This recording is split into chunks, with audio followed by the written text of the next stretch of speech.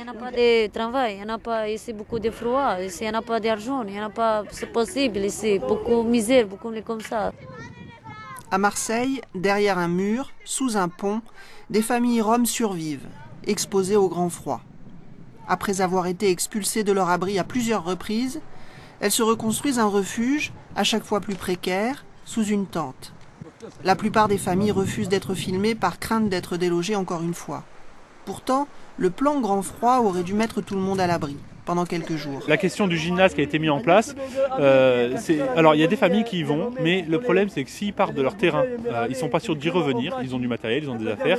Et aussi, vu depuis un an, il y a eu quand même une traque, c'est-à-dire qu'on les a suivis à chaque endroit où ils s'installaient, on les expulsait. Du coup, aujourd'hui, ils ont peur de ça. Et donc, ils ont peur de partir d'un terrain et de ne plus pouvoir y revenir. Ces gymnases ne correspondent pas du tout à un accueil permanent pour des familles avec des enfants qui ont une vie familiale, voire même une vie scolaire. Vous l'avez constaté, ces enfants-là et ces familles-là sont comme toutes les autres, même en vivant dans la rue, même en étant expulsés systématiquement, elles essayent de trouver les moyens de s'insérer.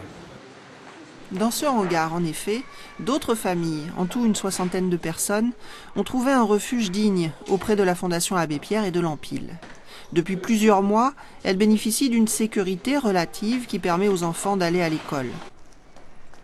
Plusieurs associations humanitaires demandent depuis des mois au pouvoir public de les aider à offrir un cadre de vie minimum à chaque famille, sans attendre les périodes de grand froid.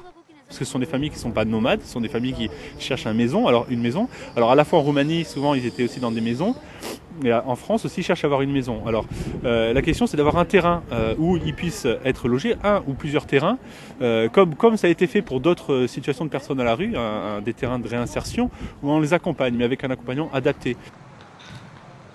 Un toit, de l'eau, des conditions de vie humaines, un minimum vital pour chacun. Les revendications des associations humanitaires en 2012 rappellent celles de l'Abbé Pierre, à l'hiver 54.